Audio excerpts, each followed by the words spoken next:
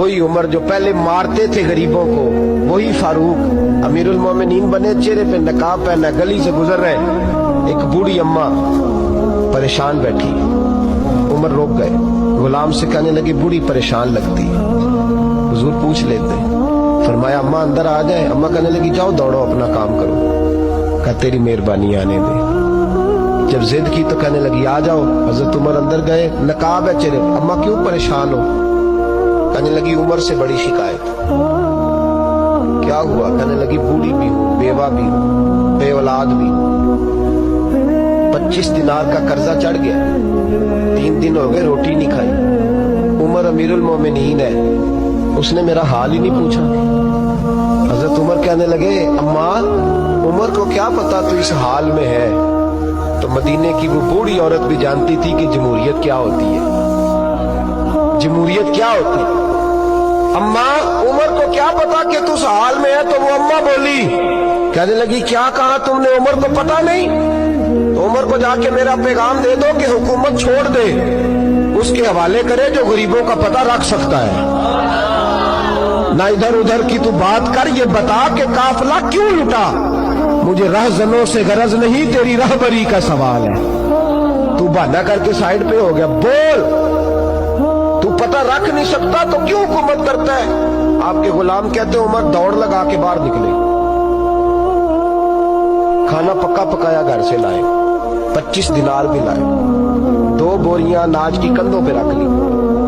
غلام کہنے لگا حضور مجھے دے دیں، فرمایا وعدہ کر قیامت کے دن بھی میرا بوجھ اٹھائے گا؟ حضور میں نہیں اٹھا سکتا۔ عمر لائے، اس بوڑھی اماں کو 25 دینار دیے، 2-3 مہینے کا راشن دیا، کھانا کھلایا۔ یہاں تو جس کا 200-400 ووٹ ہو اسے ہے کوئی سردار چودھری پوچھ لے، غریبوں کو کون پوچھتا ہے؟ لیکن جب میلاد کا انقلاب آتا ہے پھر غریبوں کی عزت بڑھتی ہے۔ حضرت عمر اماں کے پیروں میں بیٹھ گئے، کہنے لگے اماں چل عمر کو میری خاطر معاف کر دے۔ اماں نے ایک لفظ کہا تو آپ کے غلام کہتے ہیں عمر کو اتنا روتے کبھی نہیں دیکھا جتنا عمر آج روئے۔ اماں کہنے لگی میں کوئی نہیں معاف کروں گی، میں تو بوڑھی ہوں، کسی وقت بھی بلاوا آئے گا، جب میں مروں گی نا نبی پاک میری قبر میں آئیں گے تو میں عمر کی شکایت لگاؤں گی، میں کہوں گی محبوبہ میں غریب نہیں، مجبور، پریشان، آپ نے اس کی ڈیوٹی لگائی تھی، اس نے میرا حال نہیں پوچھا۔ آپ کے غلام کہتے ہیں عمر اس طرح روتے جیسے بچہ بلک کے روتا۔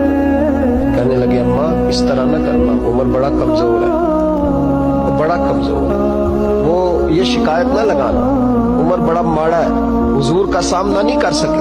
اماں کہنے لگی نہیں، میرا دکھ ہی بڑا ہے، میں عمر کی شکایت لگاؤں گی۔ حضرت فاروق اعظم منت کرنے لگے تو بوڑھی کہنے لگی چل تیری خاطر عمر کو معاف کیا۔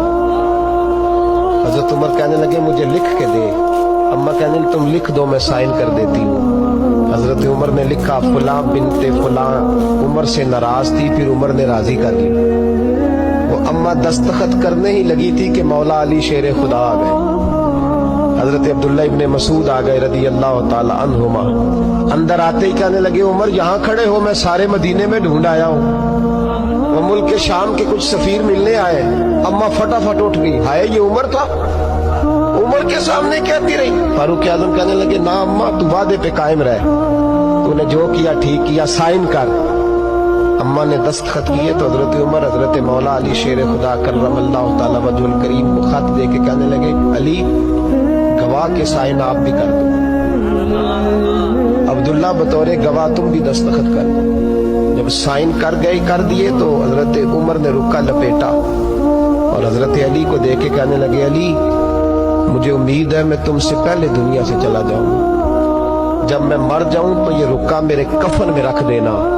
میرے نبی نے اگر پوچھا عمر میری امت کا کیا کر کے آئے ہو تو میں رکا نکال کے عرض کروں گا مولا ایک بوڑھی اماں ناراض تھی، میں اسے بھی راضی کر کے آیا ہوں۔